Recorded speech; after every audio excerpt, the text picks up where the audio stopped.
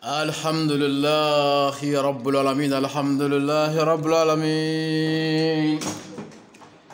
السلام عليكم ورحمة الله وبركاته أول ما كان مالك le secret sur le plateau toujours malik le secret que donc plateau bele bade ngaya bi kasabu ke mbaraga nyako mbolo de guni mais émission tena sera jo o kama nala ka dien inshallah il faut que kuna fonu soro ka to fa osigoro ni Allah sunaba inshallah basa la gambe so ma donc kuma la sur ya bref amna titre di ka soro ka temeni émission yi ni Allah sunaba inshallah titre fofolo o kore ka fo jingal baf la be soro ambolo ya amna munu développer ka conseil do fora kanala ka dien inshallah d'abord jingal folo ambolo muso do ko ale kun famana tie ko makosobe donc ale tchebe tungarange c'est-à-dire tchebe aventurura bon ala yake nege ya senga don na che ka appel dona nyona bo che ka nege ka on fena chaira ma soufe donc ale dona nyenge ngono ka se ka yere lobe ya fa bore kele ka se ka jina yere ma donc o yere lobe na ale ka jour de balala kana donc che yere fena kun gangana o semaine de konana me aso ale kun de na kusube donc koyelma musoka o yere lobe ya fa bore kele ka yere masturbe c'est-à-dire ka yere labon yalma koyalma o be sigana ni ladaye muso mawa parce que quoi ko ale dabal ba o dun kun tale ka jour na do mais jour nana yere lobe ko nana anda ale tlale ko fe donc amino développer o be sigana no ye ni sra mun ye kumba sra ba fla be soro muso fe munu mina adona mais provocation be sigana na fla be na la sunama amna kana détail di na la sunna inshallah donc o tem folo flana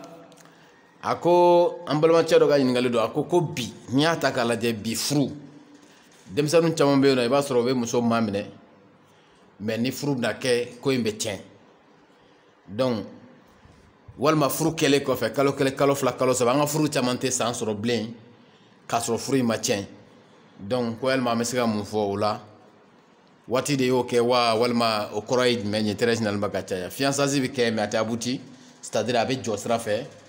ou bien furu yɛrɛ kɛlɛ ko fali sangalenti dafa furu bɛ jɔ walima anw bɛ se ka akila jumɛn di o la bon an fana bɛna o détail di n'ala sɔnna ma inshallah o y'an ka thème filanan ye an bɛna kuma mun kan donc yan'o cɛ an bɛ kunnafoni di an yɛrɛ kan ni ala sɔnna ma baasi foyi t'an na an bɛ ala sɔnna wa taala fo le secret ka baaraw ka ca kosɛbɛ o de kama émission fɛnɛ a bɛ to ka fama k'a sɔrɔ aw m'a ye walima a denw bɛ falen mais o tɛ baasi ye avec tout ça émission ti jɔ ni ala ka diɲɛ inshallah parce que thème bi yan caman bi yan question bi yan caman ba bi yan ni ala sɔnna ma an yɛrɛ sɔrɔ cogo y'a dɔn an y'o walawala an y'a fɔ n'i b'a fɛ ka le secret sɔrɔ nɔgɔyara i bɛ mali lajɛ mali midi ni midi sera mali la ka taa midi la fo 17h i bɛ le secret sɔrɔ nɔgɔyara i bɛ se k'an sɔrɔ whatsapp kɔnɔna la i bɛ se k'an sɔrɔ appel direct la ni ala ka diɲɛ inshallah donc sufɛla la ka taa 21h ka se fo 23h ma donc i bɛ se ka le secret sɔrɔ nɔgɔyara ni ala sɔnna ma inshallah donc n'a bɔra olu wagatiw la i bɛ se k'an sɔrɔ wagati bɛɛ mais pour que e kana sɛgɛn ne sɔrɔli la parce que a bɛ k'u kɔnɔ k'a bɛ numéro ninnu bila ko n'an wulila k'an tɛ sɔrɔ an bɛ sɔrɔ dɛ mais i b'a sɔrɔ baaraw bɛ caya an ma kuma dɔw la o de b'a kɛ sinon an bɛ sɔrɔ o de kama an bɛ programme d'aw ma pour que ka se k'aw ta wagati préciser aw ye donc o kɔrɔ tɛ k'a fɔ an b'an ka numéro bila k'an tɛ sɔrɔ an kɔni bɛ sɔrɔ an tɛ yɛrɛ bonya mɔgɔ si ka appel ma wa i ka vocal fɛnɛ an b'a lamɛn an bɛ min fɛ ni ala sɔnna mais n'a ma bɛn an ka waati kɔnɔna ma donc i b'an kɔnɔ dɔɔni o de b'a kɛ mais wagati bɛɛ an bɛ sɔrɔ bɔ e kana pour que e kana sɛgɛn anw nɔfɛ o wagatiw de préciser len filɛ nin ye donc i ye ni ala sɔnna ma o ye kunnafoni an bɛ mun di a filanan dekun mun bɛ e kan e yɛrɛ de b'o dɔn donc i b'an wele n'an bɛ se ka mun régler a la an b'o f'i ye an tɛ se plus sera n'an bɛ se ka mun régler an b'o f'i ye ni kuma dɔw bɛ f'i ye ni waribɔ bɛ mun na k'a sɔrɔ furako sira fɛnɛ don donc an b'o fɛnɛ fɔ i ye n'ala ka diɲɛ ye inshallah donc an ka baara fɛnɛ se sécuriser an ka mɛ ka kɔlɔsi kosɛbɛ a bɛ kɛ secret baw de kɔnɔna na o de kama an tɛ publicité kɛ o de kama an ka ko bɛɛ dogolen don n'i ye sanni k'an bolo n'i bɛ bamakɔ kɔnɔna na i ka minɛn bɛ taa d'i ma discrètement secret la k'a sɔrɔ mɔgɔ si t'a kalama hali mun bɛ taa minɛn di e ma o t'a dɔn mun b'a kɔnɔ le secret dɔrɔn de b'a dɔn mun b'i ka minɛn kɔnɔ donc n'a sera e ma i ni ne yɛrɛ b'a kuma in fɔ téléphone na appel la ou bien whatsapp kɔnɔ donc minɛn minnu bɛ taa hali burusi kɔnɔnaw na o cogoya kelen don an ka fura minnu bɛ taa donc minnu bɛ taa Europe minnu bɛ taa Asie minnu bɛ taa Amérique minnu bɛ taa Afrique a bɛɛ tout est secret ici anw fɛ yan donc n'a sera e ma wagati mun na ni n'an y'a kuma fɔ i bɛ se k'i ka minɛ sɔrɔ cogo min na an b'o ɲɛfɔ secrètement discrètement donc n'a ser'e ma waati min na i kan ka kɛ cogoya min na an b'o f'i ye ne yɛrɛ de bɛ o ko in ɲɛfɔ i ye ni mɔgɔ wɛrɛ y'a f'i ye mun tɛ ne ye o tɛ ne ka minɛ ye sinon ne ka minɛ mɔgɔ wɛrɛ bɛ se k'a d'i ma a bɛ se ka taa bolo wɛrɛ fɛ mais n'a ɲɛ bɛ f'i ye ne yɛrɛ de da bi a ɲɛ f'i ye ni mɔgɔ wɛrɛ y'a da a ɲɛ f'i ye dɔrɔn o tɛ ne ka minɛ ye i y'a faamuya donc fanu fɛnɛ k'u hakili sigi i ka vocal mun bɛna anw kunna yan a kɔlɔsilen don mɔgɔ si ka vocal tɛ bɔ anw bolo a tɛ taa an ka groupe sanfɛ a tɛ taa an ka émission kɔnɔna na n'i y'a bila ne ka personnel kɔnɔ ne b'a lamɛn ni ne tilala ne yɛrɛ b'a effacer pour que e ka kumakan ka dogo a kana se ka bɔ bon ne yɛrɛ bɛ se ka bɔ ni n yɛrɛ ka kumakan ye o de kama anw ka émission na i bɛ ɲininkali fɛn o fɛn ye yan dɔ de ka ɲininkali don mais a tigi ka kumakan tɛ bɔ dɛ an yɛrɛ ka kumakan de bɛ bɔ donc an ka émission ni mɔgɔ caman ta tɛ kelen ye k'a fɔ k'i yɛrɛ ka kumakan bɛ bɔ anw fɛ o tɛ yen i ka kumakan anw de b'a lamɛn donc a jaabi anw yɛrɛ o y'anw yɛrɛ ka kumakan ye o de bɛ bɔ kɛnɛma n'o tɛ e mana ɲininkali fɛn o fɛn k'anw na dogolen fara bangenen kan a si tɛ bɔ a bɛɛ bɛ to ne ka privé kɔnɔna na ni waati sɔrɔ mun bɛ effacer pour que aw ka hakili latigɛ ni Ala ka jɛ inchallah donc o de ye information ye bi ka d'aw ma dina yɛrɛ bila publicité jana n bɛ se ka fɛn caman régler ni n wele 77 39 39 02 n'Ala ka jɛ inchallah cɛ fara donc muso kan baasi t'a la an bɛ segin ka na donc thème ma a ko ni yɛrɛlɔbɛ ko in nana ale ma a n'a fiancé cɛ i ka dɔn k'a fɔ walima n'a cɛ k'a ye jour bala ka na ale ma dɛ donc k'a sɔrɔ cɛ bɛ voyage sira la ka na ko walima cɛ tɛna fɔ k'ale a tugu ka jour kɛ wa walima cɛ tɛna fɔ k'ale taara ko dɔ kɛ wa donc walima jour bɛ se ka bala ka na muso ma yɛrɛlɔbɛ kama wa ni Ala sɔnna ma o bɛ se ka kɛ ma chérie fɛn fila bɛ yen o fila bɛɛ bɛ se ka bala ka na musow ma très généralement donc ka caya a fɔlɔ muso ka jour a bɛ se ka bala ka na muso ma donc ni kun caman ye ani muso ka jour danger c'est-à-dire waati min na ni muso bɛ kɔnɔ ta n'an b'a fɔ ma nugu bɛ dayɛlɛ waati min kɔnɔna na n'o de b'a to muso bɛ donc kɔnɔ ta o wagati o fana bɛ se ka bala ka na muso ma k'a sɔrɔ donc a don tɛ sinon ale bɛ dayɛlɛ a bɛ datugu don kelen a bɛ dayɛlɛ don kelen a bɛ datugu 24 heures kelen kɔnɔna na a dayɛlɛ a datugura mais an bɛ une semaine fɔ mɔgɔw ye pour que i kana jɛ mais muso ka laada ka bala ka na walima a ka jour ka bala ka na a ma laada de ko don n'a bɛ fɔ a ma jour walima a ka jour danger mun y'a ka den sɔrɔ wagati ye nugu ka bala ka dayɛlɛ muso ma k'a sɔrɔ a waati tɛ o bɛɛ bɛ se ka kɛ donc kun mun b'a kɛ an bɛn'o kun de fɔ sisan muso mun bɛ yen n'a famana cɛko ma donc kosɛbɛ ni tentative dɔ kɛra c'est-à-dire a ye vidéo dɔ lajɛ ou bien a ye nɛgɛkan dɔ mɛn ou bien o n'a ɲɔgɔnna dɔ ou bien cɛ dɔ y'a mɔmɔ mais rapport ma kɛ donc a nɛgɛ wulila ka se fo yɔrɔ dɔ ma a taara a yɛrɛ lɔgɔbɛ kosɛbɛ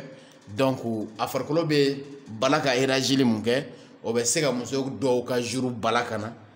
o bɛ se ka muso dɔw yɛrɛ bila jour danger la c'est-à-dire k'u ka jour danger u ka wolonugu k'a dayɛlɛ k'a sɔrɔ donc o t'a don ye o y'a kun dɔ ye donc a kun dɔ la kelen ye mun ye fɛnɛ muso dɔ bɛ yen n'a famana cɛko ma n'a ni cɛ nana kari ɲɔgɔn na tellement que a farikolo bɛ bala ka na a ma ni cɛ a digi ka se fo yɔrɔ dɔ ma c'est-à-dire trapu dɔ bɛ yen ni cɛ y'o kalaya n'a ye i b'a ye k'a fɔ jour bɛ se ka bala ka na a ma n'o y'a ka jeli ye o bɛ se ka bala ka na a ma mun y'a ka laada ye walima a ka wolonugu bɛ se ka bala ka dayɛlɛ k'a sɔrɔ donna mun t'a ka kɔnɔta don ye o de kama muso dɔw bɛ yen i b'a ye o bɛ siɲɛ kelen kɛ cɛ dɔ fɛ dɔrɔn a bɛ kɛ kɔnɔ ye fa fɔ ko non k'ale o don y'a sɔrɔ ale tun t'a ka jour danger la mais kɔnɔ balala ka n'a ma wa parce que farikolo n'a balawuna ka se yɔrɔ dɔ ma jour yɛrɛ bɛ se ka na i ma mun ye laada ye walima i ka kɔnɔta don nugu dayɛlɛ in o bɛ se ka na i ma k'a sɔrɔ a don tɛ quoi donc muso kan k'u yɛrɛ kɔlɔsi o ɲɔgɔnna na n'Ala sɔnna ma inchallah o ye kun dɔ ye donc kun filanan muso ka nisɔndiya kojugu ka muso nisɔndiya kojugu i n'a fɔ a fɔra dɔ ye k'a ye baki sɔrɔ dɛ walima k'i nomɛna baarakɛyɔrɔ dɔ la o n'a ɲɔgɔnna f'i bɛ dɛsɛ ka sunɔgɔ komi bɛ dɛsɛ ka sunɔgɔ o joie kojugu o bɛ se ka muso ka jour bala ka na i y'a ye donc o joie kojugu o bɛ se ka muso ka wolonugu fana dayɛlɛ c'est à dire k'a bila don na don min y'a ka kɔnɔta don ye k'a sɔrɔ a don tɛ quoi an b'a fɔ a ma provocation fɛn min b'a provoquer donc k'a lana donc o ye kun dɔ y'a la donc kun wɛrɛ fana bɛ yen muso ka dusukasi kojugu muso ka dusukasi kojugu ni dusukasi sera yɔrɔ dɔ ma muso ka jour bɛ se ka bala ka na a ma walima a ka jour danger bɛ se ka na a ma c'est à dire walima a ka wolonugu bɛ se ka dayɛlɛ k'a bila don na don min y'a ka kɔnɔta don ye o de kama musomanin caman bɛ yen nɔ u kɔntannen ba kojugu k'a fɔra k'i ye baki sɔrɔ u joilen kojugu taara ka t'u yɛrɛ di cɛ dɔ ma a kɛra kɔnɔ ye parce que k'a sɔrɔ a ka kɔnɔta don tun tɛ mun na parce que nugu dayɛlɛ la quoi nisɔndiya kojuguba o bɛ se ka dayɛlɛ nisɔngoya kojuguba o bɛ se ka dimi kojuguba o bɛ se ka zuru na a bɛ se k'i ka nugu fana dayɛlɛ i bɛ se ka kɔnɔ ta facilement k'a sɔrɔ hali i yɛrɛ t'i yɛrɛ kalama donc o y'a kun dɔ ye donc muso ka jatigɛ kojugu fɛn dɔ kɛra sisan balala ka muso jatigɛ o bɛ hali muso jigin muso kɔnɔma dɔw bɛ jigin o kun in kama k'a sɔrɔ u jigin wagati ma se donc o bɛ se ka muso ka juru a ka laada o bɛ se ka jeli na a ma walima ka muso bila don na don min y'a ka kɔnɔta don ye o jatigɛ kojugu mana bala ka cun a kan n'a ma laada n'a ma n'i tora ka rapport kɛ n'o muso in ye o waati kɔnɔna na dɔrɔn a bɛ se ka kɔnɔta donc o fana ye kun dɔ ye mun bɛ se ka muso ka juru bala ka na walima ka a ka laada k'a ka juru danse c'est à dire k'a ka kɔnɔta don k'a ka nugu dayɛlɛ don quoi k'o bala ka n'a ma k'a sɔrɔ a don fana tɛ donc o fana ye kun dɔ de y'a la bon muso dɔw fana bɛ yen i b'a sɔrɔ ale farikolo bɛ keleya de allergie b'a fari la parce que o mɔgɔw bɛ yen mɔgɔ dɔw bɛ yen n'u ye i bɛ k'i fari siɲɛ n'i y'i sigi kɛrɛfɛ n'i y'i fari siɲɛ ka dɔɔni kɛ n'i m'a dabila sɔɔni ale yɛrɛ b'a fari siɲɛ sɔɔni dɔrɔn o ye ŋɛɲɛ yɛlɛmɛlen ale fɛ k'a sɔrɔ e m'a yɛlɛma fɛ dɛ a farikolo bɛ keleya quoi allergie b'a fari la donc walima mɔgɔ dɔ bɛ yen ni fɔɔnɔ n'ale kɛrɛfɛ ni i ma fɔɔnɔ in dabila i m'a dabila n'ale ma ɲɛ bira sɔɔni dɔrɔn ale yɛrɛ bɛ taa fɔɔnɔ pourquoi parce que a fari bɛ allergie b'a fari la a farikolo in donc ale bɛ keleya donc o fana bɛ muso dɔw de la très généralement donc ka caya i b'a sɔrɔ sisan n'a ye muso wɛrɛ ka laada ye laada jeli ye a ɲɛ na o don bɛ a yɛrɛ ka laada bɛ na a farikolo bɛ keleya quoi donc n'a ye muso dɔ ka laada jeli nalen ye ale ɲɛ ye o ye o muso in na a ka laada bɛ na o don walima o dugujɛ a bɛ na parce que olu fana ye musow ye minnu farikolo ni allergie b'a la donc u bɛ farikolo bɛ keleya u farikolo bɛ keleya kojugu a bɛ se ka fɛnw couper joona joona k'a lawaleya donc o fana bɛ se ka kɛ sababu ye ka muso ka laada k'a n'a ma donna k'a sɔrɔ don mun tɛ a na don ye n'Ala ka diɲɛ inchallah donc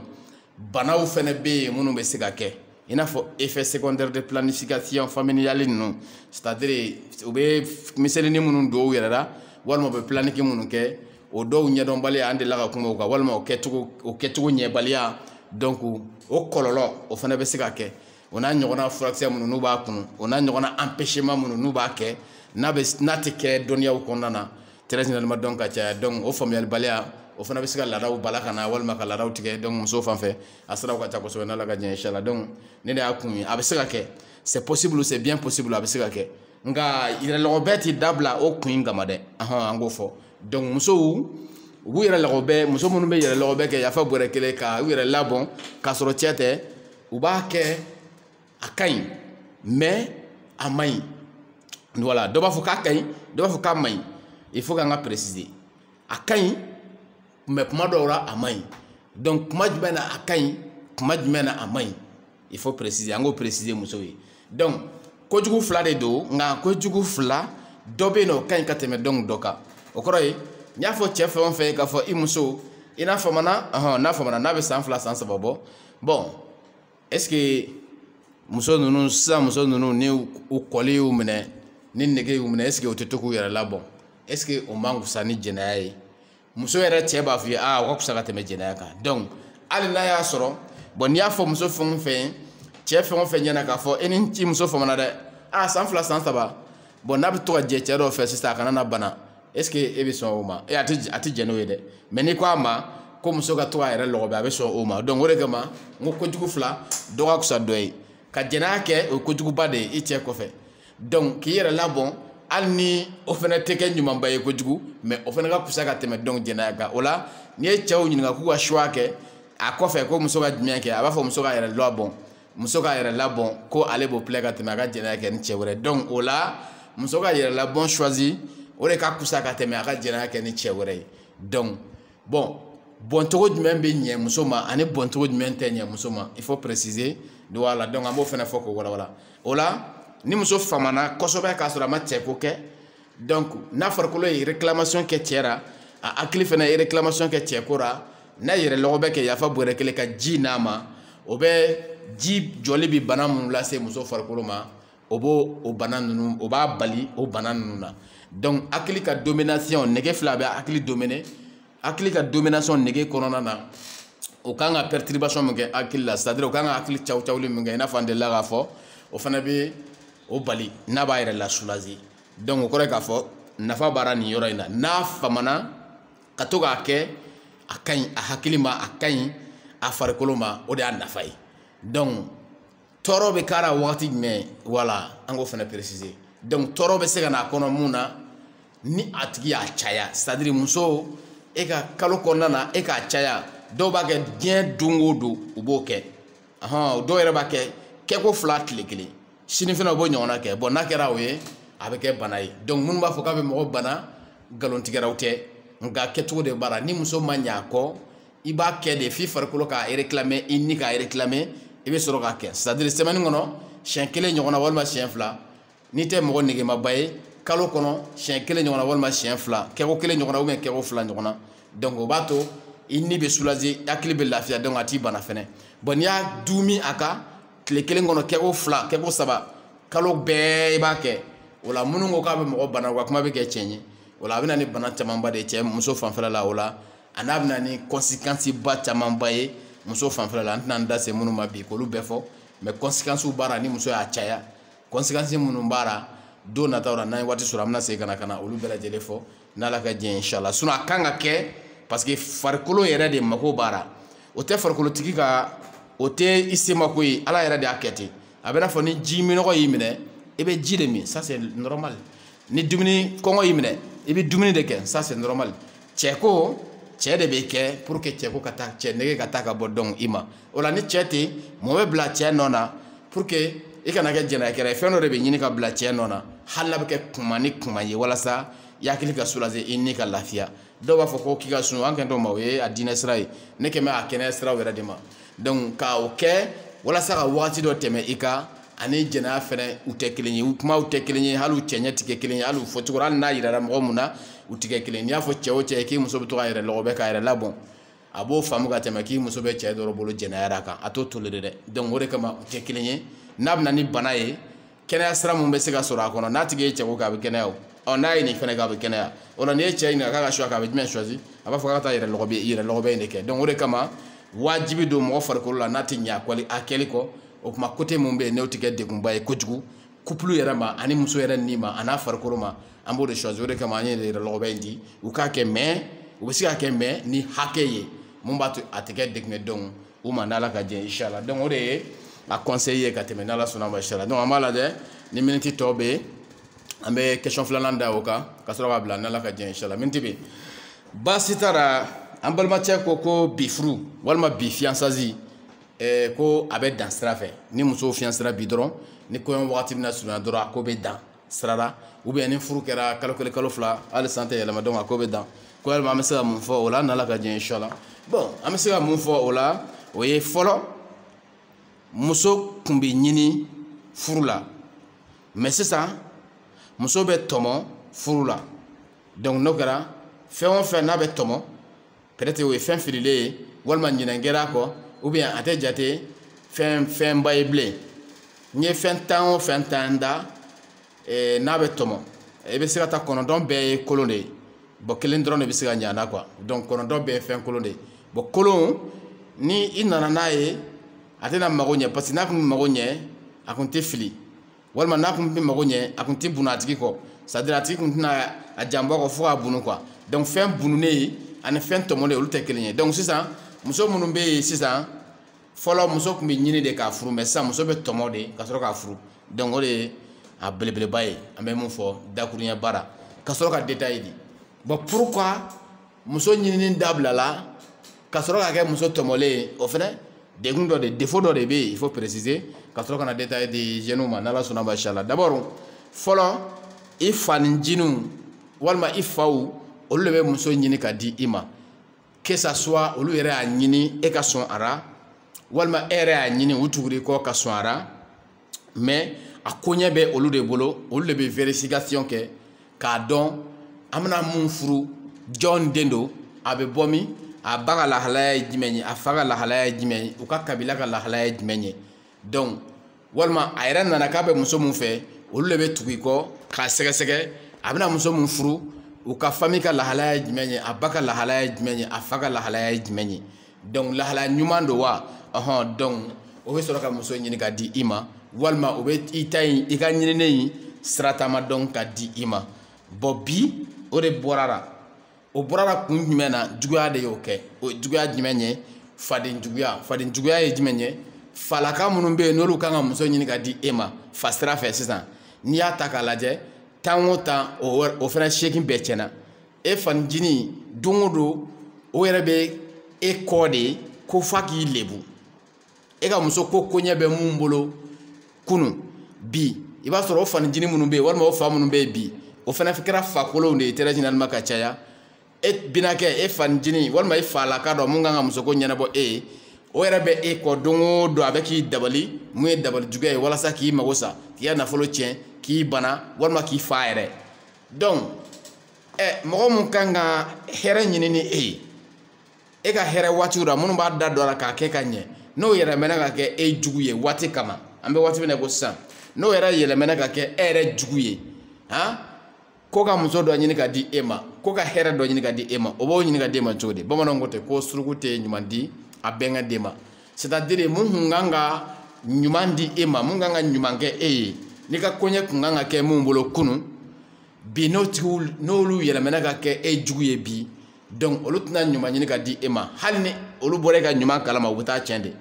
donc fa caman bɛ yen bi minnu kan ka furu de kɛ denw ye o faw de yɛlɛmɛna ka kɛ u denw juguw ye donc bi u b'a fɛ den n'u ka halaki yɛrɛ fanijiniw walima fasira dɔw yɛrɛ bɛ t'u ka denw dabali kɔrɔkɛ den dɔ dabali bana k'a minɛ walima a ka malo walima a ka nafolo ka cɛ ou bien a ka sa bon e ka musoko koɲɛ kan ka kɛ o tigi de bolo o bɛna wagati jumɛn de ta sisan ka se ka muso ɲuman ɲini ka di e ma jamais au contraire n'o bɔra e ka ɲuman kalama o bɛ t'o tiɲɛ yɛrɛ de donc finalement denmisɛnninw y'a ye k'a fɔ o ko in ko ɲuman de kun don fɔlɔ mais bi a tiɲɛna ka sababu kɛ juguya nana don famille kɔnɔna na k'o tɛ ka kɛ a kɛcogo la bilen a bɛ minnu tɛgɛ kɔnɔ olu bɛ k'a kɛ ni juguya ye donc denmisɛnninw yɛrɛ nana faamuya k'a fɔ n'a ma ye k'a fɔ ko a juguman bɛ ka caya bon an fana k'an taw ɲini an yɛrɛ ye donc denmisɛnninw nana muruti faw bolo tɛrɛjinalima ka caya donc faw fana tugura denmisɛnninw kɔ i yɛrɛ b'i ka force ta i b'i ka fanga sɔrɔ i bɛ t'i ka baara kɛ i b'i ka wari ɲini i ka wari b'i kun ma t'i kuma i fɛ donc ni k'i bɛ mun kɛ mɔgɔ fana t'i sɔsɔ mɔgɔ yɛrɛ bɛ siran i ɲɛ yɛrɛ donc o la i ka furu koɲɛ bɛ to i yɛrɛ bolo o la e de kan ka muso ɲini ka na n'a ye sisan u k'i dɛmɛ a la o la e dun t'a dɔn e bɛna muso bɔ yɔrɔ min na o keguya tira o dɔnniya tira o temps yɛrɛ t'i bolo i bɛna muso bɔ min donc i b'i muso ta kare kɔnɔ de an b'a fɔ o de ma tɔmɔni kare kɔnɔ cogo di gɛrɛ na dɔ bɛ ka tɛmɛ a bɔbara cɛ ka ɲi n bɛ to k'a wele ka baro kɛ n'a ye n'an bɛnna n b'a ka numéro ta furuko bɛna a dɔ kɔnɔ walima Lavazi la n sigilen bɛ yen denni dɔ bɛ to ka na essence ta station na yan a sigilen moto sanfɛ i b'a dɔn na k'a fɔ vraiment nin ka maga donc nin denni n bɛna essayer k'a ka numéro ta n'anw bɛnna nin na n bɛ sɔn ka nin furu donc a b'o cogo kelen la bitigi daw la denni dɔ bɛ to ka tɛmɛ yan pisolonba de b'a la donc nin denni n bɛna nin ka numéro ta n'anw bɛnna na n bɛna furu donc a b'o cogo kelen na e bɛ to ka taa sugu kɔnɔ kuma bɛɛ i bɛ tɛmɛ sira dɔ fɛ denni dɔ bɛ yen i bɛ to k'o ye a jɛlen don a yɛrɛ ɲɛda in bɛ cogo min na a filɛli ka di n bɛna essayer ka n ka numéro ta n'anw bɛnna na donc ni n bɛ sɔn ka nin furu donc o cogo kelen na gɛdɔrɔn daw la denni dɔ bɛ to ka tɛmɛ kuma bɛɛ donc a b'o cogo kelen na boulangerie daw la gɛrɛw mɔgɔw bɛ sigi yɔrɔ min na lavage cɛsigi daw sugu kɔnɔnaw donc bureau kɔnɔnaw service daw e bɛ t'i ka papier ko ɲɛnabɔ kuma bɛɛ denni dɔ bɛ i bɛ t'o sigilen sɔrɔ yen i b'a sɔrɔ a woro in o cɛ ka ɲi dɛ jipu in surunyalen don bon woro in fɛnɛ a nɛmuni bɛ sɔn ka ja donc n b'a essayer ka gɛrɛ a la n b'a ka numéro ta don nataw la n bɛna lajɛ ni n sera k'a dɔn o denni furu donc an b'a fɔ o ma muso tɔmɔlen donc o ye muso tɔmɔlen de i y'a tɔmɔ bon denni yɛrɛ bɛ cogo di a ka lahalaya ye jumɛn ye donc e t'o dɔn e kɔni e tugura a kɔ apparence fɛ fɛn dɔ b'a la mun bɛ e filɛ donc aw bɛnna o lahalaya in ka ten ala nana kɛ i ye bɔra a kɔ somɔgɔw fana tugura i kɔ donc a furula bon denni fana i ye mun miiri a la i nana o yɛrɛ de sɔrɔ a la c'est à dire i y'a sɔrɔ a ɲɛfɛlaw programme yafa bɔrɛ kelen o cɛ ɲɛna c'est à dire ɲɛfɛla in ka timi a bɛ cogoya min kan a ka di e ye i bɛ gun mun ɲini a na i b'o sɔrɔ a la bon a fana bɛ se rapport la bon a bɛ se k'a yɛrɛ fɛrɛ i ma a bɛ se yɛrɛ di la donc a ka ɲɛfɛla programme b'a bolo ni n'a karila ɲɔgɔn na don o don e yɛrɛ f'i bɛ kuma donc lafiya fɛn o fɛn n'i b'o ɲini musoko la a bɛɛ bɛ sɔrɔ denni ɲɛfɛ wa a bɛ se a kow kɛcogo la a magaya b'a la a nuguya b'a la a kasa b'a la a fɛn bɛɛ b'a la donc i ni bɛ monopoliser c'est à dire a b'i ni contrôle quoi k'i ni k'a minɛ donc i b'a ye o la wagati bina a bɛ wagati ta dɔɔni kana wagati ta dɔɔni donc o la bamananw b'a fɔ de ko kami ko ɲɛgɛn ko b'a kɔ kan nka adamaden ɲɛgɛn bɛ dɔn a kɔnɔ donc e ye muso min tɔmɔ kana n'a ye sisan mun y'a yɛrɛ sanfɛ parti ye a y'o yirida sisan k'o kɛra sababu ye kɛ e ni contrôle sisan donc a duguma a kɔnɔna parti wagati de b'o da kɛnɛ kan quoi donc bina sɔrɔ denni mɔgɔ ɲuman tɛ mɔgɔ jogo ɲuman tɛ i y'a ye donc a jogow bina commencer ka da kɛnɛ kan mun ye a yɛrɛ ye n'a ye wagati ta dɔrɔn ale yɛrɛ bina commencer donc ka da kɛnɛ kan mais o b'a sɔrɔ e dusukun minɛlen bɛ a fɛ n'a ka tafe kɔnɔna ye donc i ni t'i lafiya bon i bɛ waati de ta sabali la kuma o kuma ko dɔ bɛna bange i ye i b'a essayer k'i yɛrɛ maîtriser parce que a ɲɛfɛla in kibaruya o ka ɲi donc kuma o kuma ko kura dɔ bɛna bange i ye i b'a essayer k'i yɛrɛ contrôle parce que i bɛ hakililaw ɲini parce que a ɲɛfɛla kibaruya o b'i plaît o ka ɲi déjà donc denni yɛrɛ fana y'a dabɔ de kama ka a ye yen de kɛ ka minɛni kɛ parce que a b'a dɔn cɛ bɛ se ka minɛ donc minɛni kɛra ye donc kuma o kuma a ka kow bɛ da kɛnɛ kan bon fo finalement a bɛ dabila donc ko jumɛnw de ko don donc i bɛna sɔrɔ denni jɛnakɛra de kun don mais e kun t'o dɔn bon cɛ si tun t'a fɛ i muso ka to i bolo i ni cɛ wɛrɛ ka jara donc a n'a ka jɛnakow nana to ka da kɛnɛ kan o ye dɔ ye walima i bɛna sɔrɔ denni barika t'a c'est à dire duwawuden tɛ quoi bon e dun e ye duwawuden de i fa duwawu ɲini i ba duwawu ɲini bon ale barika t'a a ma fa duwawu ɲini a ma ba duwawu ɲini bon duwawuden ni dangaden u tɛ se ka jɛ n'u jɛra dɔrɔn jɛ in a bɛ tiɲɛ ɲɛfɛ donc i b'a ye a ka danga bɛna commencer ka da kɛnɛ kan i y'a faamuya a yɛrɛ ka dangaw bɛna commencer ka da kɛnɛ kan k'a sɔrɔ e ye duwawuden ye donc duwawuden ni dangaden ka jɛ tɛ taa yɔrɔ jan donc o bɛna da kɛnɛ kan i bɛ commencer ka perturber donc a bɛ ten de donc o n'a ɲɔgɔnna kow bɛna commencer ka bange kɛnɛ kan minnu bɛ yen ni jɛn tɛ se ka kɛ n'a ye donc fiyewu bon tafe kɔnɔna mana commencer ka tafe kɔnɔna mana i sama cogo o cogo don dɔ la dɔ bɛna da kɛnɛ kan i b'i yɛrɛ ta quoi i ni b'a fɔ ko cɛ nin ko in tɛ tilen quoi donc an ka problème bɛɛ ye nin de ye c'est à dire muso ɲinini bɔra la an bɛ ka musow de tɔmɔ sisan bon ni muso tɔmɔna a fana bɛ fɛn camanba de datugu e ɲɛ e tɛ bɔ mun kalama a bɛna fɔlɔ bon ni waati mɛnna ni ko de don ni bɛna kow bange o de kama bamananw ko ni k'i jogo ma ko ni k'i jogo ma n kɔnɔ yan i kana mɛn dɛ n'i mɛnna dɔrɔn a bɛ sɔrɔ yen donc muso mana don furu kɔnɔ furu dun ye badabada ko de ye i b'a sɔrɔ muso in tɛ maa ɲɛnama ye e y'a farikolo de lajɛ ka baara kɛ n'o ye donc a ka malangoloyaw a ka bonyabaliyaw a ka kokuntanw a ka duwawu dangadenyaw o n'a ɲɔgɔnna quoi a ka maramarakow a bɛ hali cɛ la muso kana dimi dɛ o bɛ hali cɛ la e bɛ cɛ dɔ bɛ ta i b'a sɔrɔ nin ko kelen in bara a bɛ fara cɛ ka nin de kama parce que e fana ye cɛ in tɔmɔ kara de kɔnɔ quoi mais kuma tɛ cɛ ka bi quoi donc o kow mana da kɛnɛ kan don o don i bɛ ko kura dɔ de yara e kun tɛ mun dɔn a la i ni mana k'a fɛ cogo o cogo i b'a ye kanu in bɛ ko ka bɔ yen dɔɔni a bɛ ko ka bɔ yen dɔɔni bon finalement balawba dɔ bɛna kɛ don dɔ dɔrɔn a bɛ jɔ yen o tɛ wuli a tɛ tɛmɛ yen kan quoi cɛ bɛ sin k'a ka décision ta ten o y'a jɔlen o y'a ko jɔlen ye donc n'o kɛra k'a sɔrɔ fiançailles don furu waati surunyana cɛ nana bange o ko dɔ ka furu bɛ bɔ a ma donc n'o kɛra k'a sɔrɔ furu kɛra kaban san kelen yɛrɛ ma dafa fɔlɔ furu bɛ wuli n'o kɛra k'a sɔrɔ furu kɛra san kelen san fila san saba o ko in mana na parce que jogow na waati tɛ kelen dɔ bɛ se ka taa bila ka mɛn dɔɔni mais a kɔni bɛna to o ta a bɛna donc san saba kɔfɛ ale ka ko muso yɛrɛ ye mun ye o commencera ka da kɛnɛ kan donc furu in bɛ jɔ de fura foyi t'a la donc mun y'a kɛ muso tɔmɔni bi o de y'a kɛ bon pourquoi an taara musow tɔmɔ an minnu ye jeunes ye an fana m'o k'an yɛrɛ ma faw ka juguyaw faden juguyaw faw ka famille kɔnɔna juguyaw faw caman bana k'a ka rôle jouer ka ɲɛ donc denw yɛrɛ ko an yɛrɛ b'an jouer an yɛrɛ ma bon denw tɛ yeli kɛ kosɛbɛ bon an taara tɔmɔniw kɛ tɔmɔni kɔlɔlɔ nana kɛ ninnu ye très généralement donc ka caya donc ni degun de bɛ yen donc dɔ bɛna fɔ ko walima o solution bɛ kɛ jumɛn ye an tɛna se o solution kosɛbɛ ni émission in kɔnɔna na waati t'an permettre ka se ka solution fɔ mais n'ala sɔnna don nataw la an bɛna waati ɲini a solution ye mun ye n'i bɛ furu kɛ n'i ka koɲɛ tɛ i faw bolo fo e yɛrɛ de b'a fɛ k'i ka furu kɛ i kan ka tɛmɛ sira minnu fɛ pour que dusukun kana k'i ka furu kɔnɔ i n'a fɔ an ye mun fɔ sisan pour que furu kana dan sira fɛ fiançailles kana dan sira fɛ furu ka continuer taamasiyɛn jumɛnw bɛ kɛ muso la hali ni e t'a dɔn mun b'a to a jɛnɛya kɛra tɛ mun b'a to e bɛ se k'a mara taamasiyɛn jumɛnw de b'o yira muso la k'a sɔrɔ i t'a dɔn yɛrɛ fɔlɔ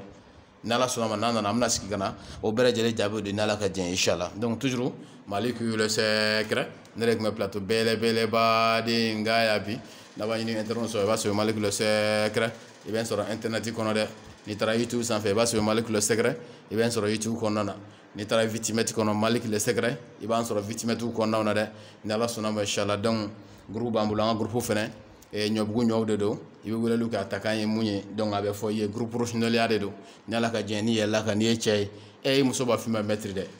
an ka leçon kelen groupe sanfɛ wari yɛrɛ t'a sɔrɔ wari t'a sɔrɔ o leçon kelen an b'a di groupe sanfɛ wari t'a sɔrɔ bon o leçon camanba de bɛ di groupe in kan a vidéo bɛ bila ka photo bila ka décortiquer ka position bila ka bɛɛ décortiquer n'i y'a kalo kelen k'an ka groupe sanfɛ kalo fila i bɛ kɛ maître ye cɛ siga t'o la cɛ kɔni bon muso fɛnɛ e cɛ n'a f'i ma ko tanti o tɛ wuli n'ala ka diɲɛ e ka yɛlɛ dɔrɔn n'i yɛlɛla cɛnimusoya ko fanfɛla la e bɛ fɛ k'i cɛ monopoliser ka contrôle ka cɛ k'i ta ye a ni na k'a ni yɛrɛ kɛ e yɛrɛ k'a ni dɔ ye diya fɛ position de b'o kɛ rapport faamuyaliw de b'o kɛ technique de b'o kɛ stratégie camanba de bɛ yen minnu b'o kɛ cɛ la n'ala sɔnna ma a vidéo bɛ bila an fɛ yen a photo bɛ bila a audio bɛ bila an b'a leçon di secrètement n'ala ka diɲɛ inshallah. Donc n'i yɛlɛla kan i b'a ɲɛ sɔrɔ siga foyi t'o la n'ala sɔnna ma mais ɲɔbugu ɲɔw don i bɛ weleliw kɛ 77 39 39 0 de n'i ye weleli kɛ n'ala sɔnna ma inshallah a ta kanw ye mun ye olu bɛ f'i ye. Donc dekun caman bɛ yen nɔ an bɛ se ka minnu régler an tɛna an da don olu bɛɛ la k'o fɔ n'ala ka diɲɛ inshallah. Donc i b'an wele n'ala sɔnna ma dekun mun bɛ e yɛrɛ kan